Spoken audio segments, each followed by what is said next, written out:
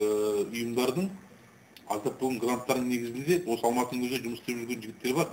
Олар блогты дамытып, не істеп жүрген.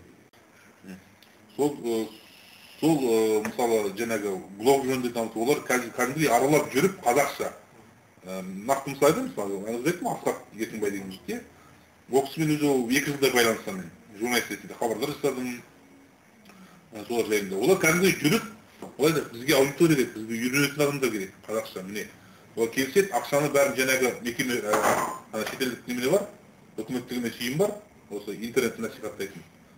Олай да біз қазақша, қазақ тілді, ол жігіттің мақсаты қазақ тілді пайдаланушыларды көбейту, соларға үйрету, соларға блог арқылы қарапайым платформаны көрсетіп беру, және тегін блог ашатын, ақша сұрамайтын сайттарды көрсету. Яғни осы уақытта осындай мәселеден бір тілек не? Сіздің келіп отырғаныңыз өте жақсы. Сіз және үлкен елге танымал қазақ тілді қоғамына келіп отырсыз. Нағыз сондай адамдар сіздердің маңайларыңызда болса, сіздердің маңайларыңызда шоғырланса, елдің бәрі сіздер тоқтапса. Өте дұрыс болады. Олар біз әрқашан дайынбыз бірлесіп жұмыс істегенге, бірлескен жобалар атқаруға. Бізде енді мысалы облыстық ұйымдарымыз бар. Егер жаңағыдай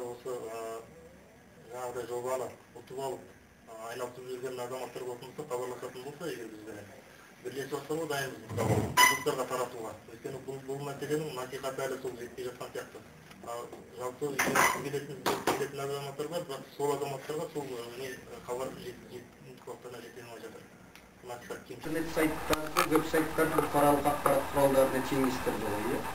Ал ендігі бұқаралық ақпарат құралдарының телевидение, радиоларға деген талап 50% қазақша, 50% орысша болу керек деген эфирлік уақыт. Ал бұл интернет сайттарға қарамайды ма, бұл қарамайды? Енді тура осы сұрақты ана Ляхов пен Айгүл Коқаеваның интернеттегі тікелей эфирінде мен қойдым. Сонда Мизиновтың айтқаны. Бұл біз мындай заңдық кеңістікте істейміз. Біз правовой поледамыз дейді.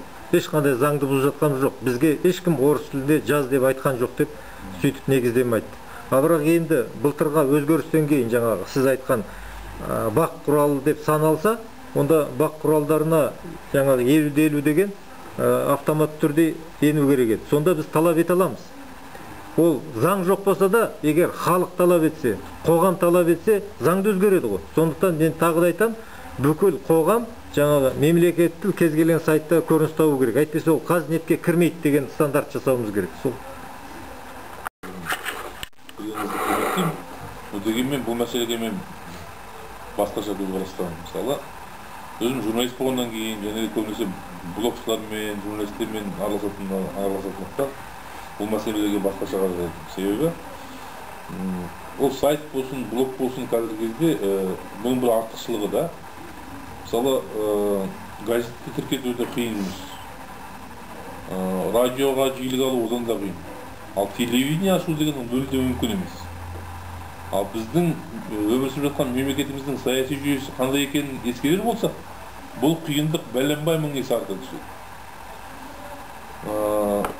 Бұл жерде сол кезде жеке пайдаланушыға интернет жаңағы парақша дейміз бе, сайт дейміз бе, өте үлкен мүмкіндік береді. Яғни ондай ешқандай лицензия да басқа да керек жоқ. Сол себепті де мен мысалы өзім жаңағы интернет сайттарды бұқаралық ақпарат құралына теңестіргенде оған қарсымын. Себебі біз онсыз да әлі кенже, мысалы, үстел жағалап келе жатқан қазақ тілді блогшылар басқаларды қашырып аламыз. Неге дейсіз ғой? Осы кезге дейін соңғы мен өзім жұмыс істейтін бұқаралық ақпарат құралының сайты жұмысқа жаңа платформаға ауысқан 2 жыл бұрын ауысқан, осы биыл тамызда 2 жыл болды. Сол кезде, біз алғаш қосқан кезде біз біраз жаңағыдай шолу жасағанбыз. Қаншалықты қазақ тілді сайттар бар, олардың жаңағы танымалдылығы қандай дәрежеде деп.